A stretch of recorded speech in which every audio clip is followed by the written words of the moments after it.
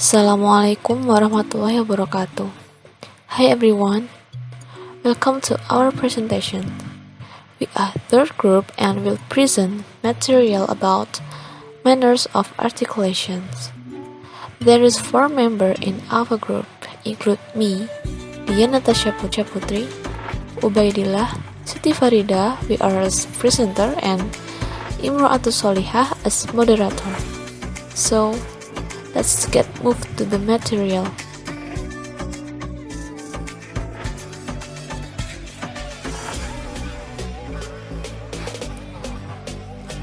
These are 3 points in our presentation: voicing, classes of articulation, and manners of articulation.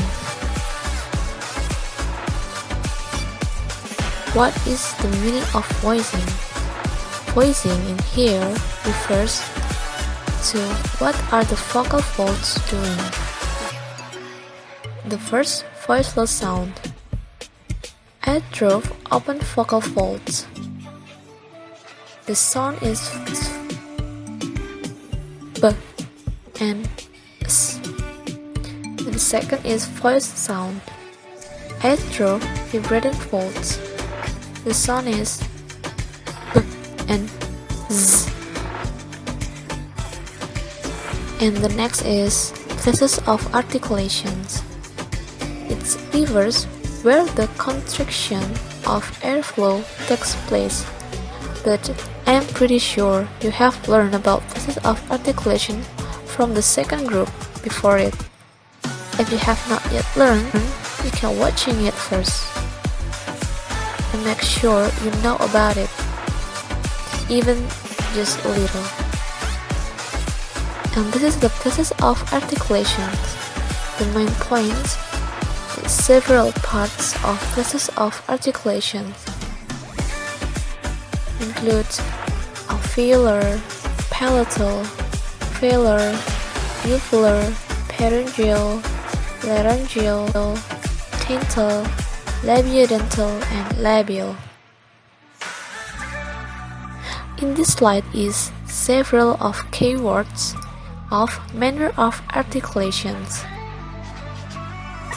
plosive or stop, nasal, fricative, affricative, liquids, trill and flap or tap and glides.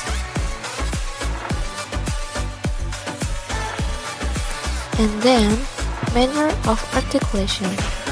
But before that, what is the manner of articulations? Manner of articulation refers to how is the airflow contract. The first manner of articulation in here is plosive or stop. Airflow in the oral cavity is stopped. The sounds in this manner is in word pull, b, bum, t, tas, d, das, g, k, and g, go. Nasals. Volume lowered and air goes through the nasal cavity. The distinctive feature of nasal consonants is that you let air out of your nose as you pronounce them. Let's take a word that starts with n, and word nice, man, and king. Sibilant. Sibilant is not a manner of articulation by itself on the chart. So, why are we talking about it here? Because it's something that characterizes certain affricates and certain fricative, which we will see next. Sibilant consonants are distinctive as they are louder and at a higher frequency. And the next up is fricative. Airflow is continuous and turbulent. The distinctive feature of fricative is when producing them, you use your vocal apparatus to partially block the airflow at the place of articulation in such a way that only some air passes through. By restraining the airflow, it creates some friction between the air and your vocal apparatus, which is what produces the distinctive kind sound of the fricative. Sibilant fricative are characterized by louder and higher frequency sounds than non-sibilant fricative. These are the sounds found in words like very, zoo, measure, top, and high. The non-sibilant fricative is feel, sip, shape, and thing. Sip, sheep, not sheep, but sheep. Sibilant affricative. Affricates can be viewed as a combination of two sounds which are pronounced pretty much simultaneously. Often, in phonetic transcription, the two sounds will be joined by a tie bar like this. In sibilant affricates, it's usually the sound on the right that is sibilant. Two examples of sibilant affricates in English are ch and j. The ch in the word change represents the sound ch, while the word jump is pronounced j.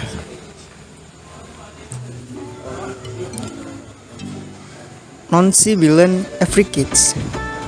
Unlike in sibilant affricates, the sound on the right in non-sibilant affricates lack sibilants. For examples, gets and leads.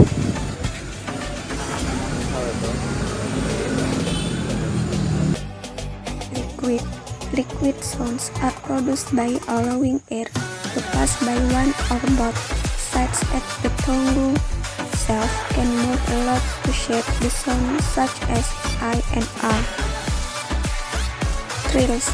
Trills are in turn similar to taps, but instead of a single brief burst at the place of articulation, it is a series of repeated bursts. There are no trills in standard American English, but if you've ever heard some Spanish, you might have noticed the sound of their R trills, for example, pero and cero.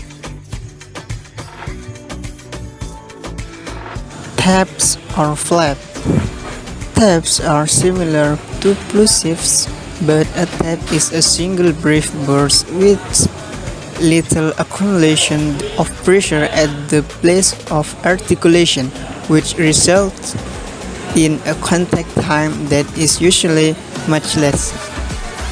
Compared to taps, more pressure is accumulated to produce plosives, which results in a tendency for them to have longer contact time, especially before the sound is actually produced. It can be heard in words like butter and pity.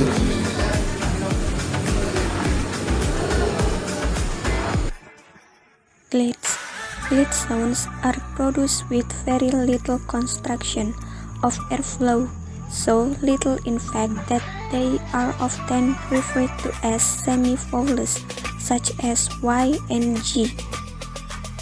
Thank you for your attention. Have a nice day and wassalamualaikum warahmatullahi wabarakatuh.